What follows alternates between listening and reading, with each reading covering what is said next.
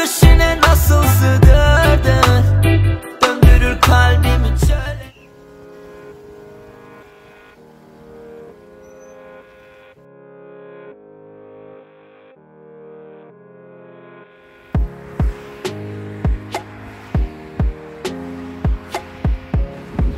Merhaba dostlar, kanalıma ve videoma hoş geldiniz.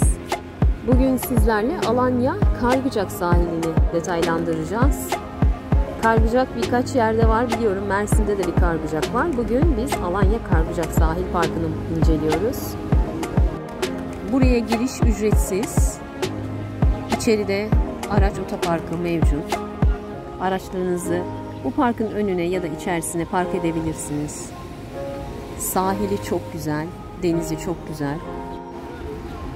Belediye tarafından gündüzleri sabah vakitlerinde hem temizliği hem de ağaçların sulaması yapılıyor.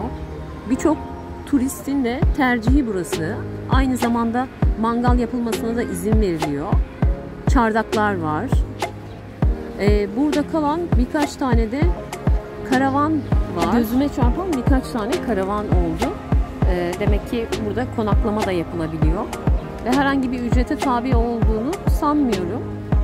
Burası belediyeye ait bir sahil parkı olduğu için hem çardaklardan hem otoparktan herhangi bir ücret talep edilmiyor.